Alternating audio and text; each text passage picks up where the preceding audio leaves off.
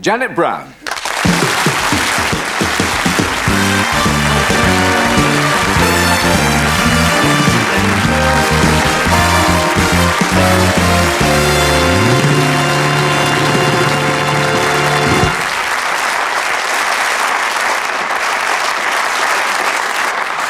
Janet, when you set about doing an impression, do you spend hours and hours sitting in front of the television studying these people?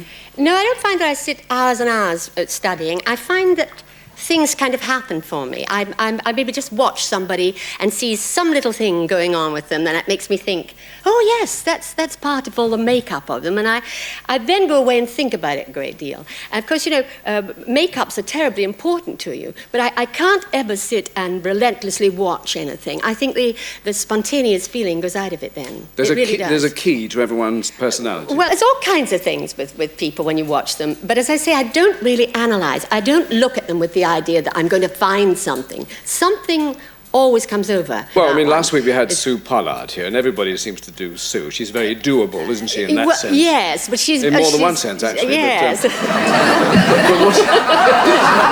she's very excited about everything all the time. And she looks up here and she looks down there. My mother warned me when I come to London. She said, you'll meet men who'll try to take advantage of you, men who will try to lure you up to their flats, men who will try to have their wicked ways with you.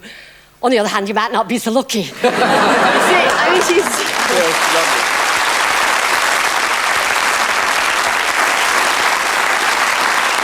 But are you careful, as Janet, to be, drawing the line between being funny and being cruel? Well, I don't think there's any fun in being cruel. I don't think there's any point being heavily malicious, because I enjoy doing the impersonation, and then I love when the audience react back, and it's a sort of shared thing. So you have fun between you, but I haven't got any desire to be malicious. It's very difficult when you ask a question like that. There's Janet Street Porter. Now, Janet's eyes and teeth and glasses, and you can't get away from that. And I was in Australia recently, and I went out there, but I didn't know that she was there, you see. And I took her, along with a lot of other little bits and pieces. I had Esther Ranson's teeth with me to do my Esther Ranson. And I discovered, of course, Janet was there, and I didn't have her teeth with me. So I said, well, we'll have to compromise. I'll have to use Esther's teeth for this. And she was marvellous about it. And she went and got her glasses. And she went and got all her clothes. And she sat next to me, and I did this impersonation of her. And she didn't mind a bit, Michael. Oh, it's so familiar, yes.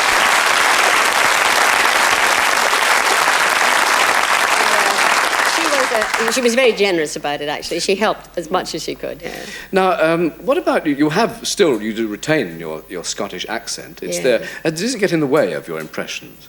It can be a problem, because I have this ooh sound that Scottish people have.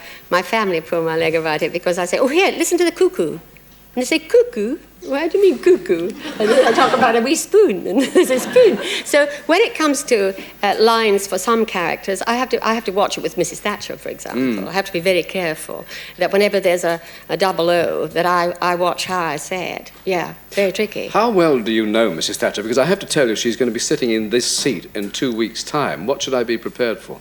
Oh, be prepared for everything, Mike. And I do hope you will give her an opportunity to speak, that you won't try and talk through her, will you? Imagine me... May I just finish what I'm saying? Well... Yes. Yes. I mean, does she like what you do? She's very good about it, although I was a little bit unnerved the very first time I met her at the House of Commons, because I went in there and I thought right away she'll talk about the impersonation, and she didn't mention it at all, and that made me feel very nervous. And I thought, well, why she doesn't say anything? Then eventually she said, I haven't actually seen this impersonation you do. Other people have told me about it. But the second time I went to see her, by then she had.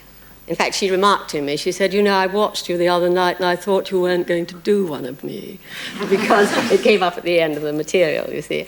And she made a comment about the clothes I was wearing. You see, the first time I went there, she was asking me things about television, how I felt in front of the cameras, and did I feel nervous, and what happens when that light goes on, and how people change in their reactions to each other. And she was a great listener. She wanted to know. And so sometimes when I read things about her not listening to people, she couldn't have listened more than she did that day. But the next time I went back, the positions were reversed. And when she said, I watched you, and you were wearing a black dress. And the way she said it, I said, did you like it? Did you think it was nice? And she said, yes.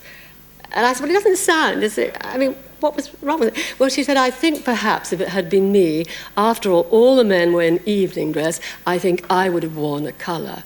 It was very observant. What are her key characteristics, then? Well, probably at the beginning, the thing that got me most was one, listening. For example, sitting across from you now, she had her eyebrows, she listens from under her eyebrows, without a doubt. And she is very, very intent.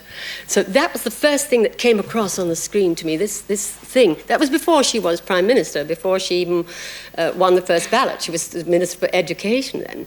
And then the other thing was that she never hesitates. She starts a sentence, she goes on through from A to Z, and she completes it. She never hums, and she never has.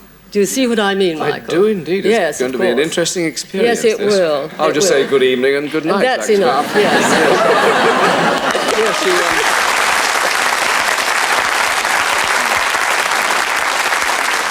I suppose there's a danger people believe what you do so implicitly that people could really think you are herself when you're abroad, for example. Are they sometimes not quite sure? Well, I've been in Australia. I was working out there recently, and they'd never seen an impersonation of Margaret Thatcher, but they were terrifically interested in it all.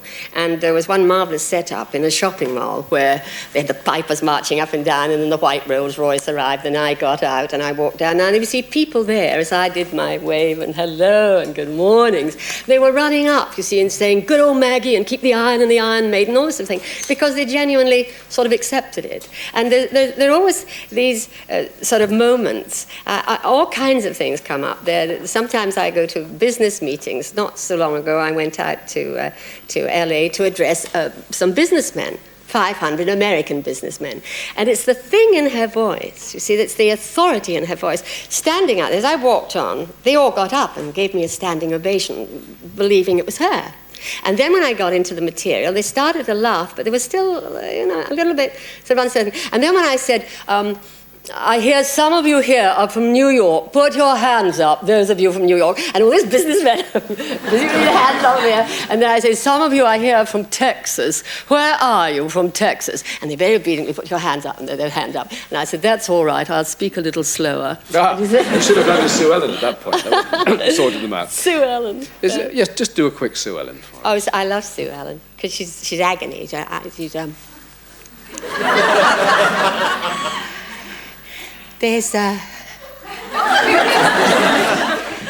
There's just one thing I want to say to J.R. All I care about is my little boy, John Rice. I want him to have all the things I never ever had, like acting lessons.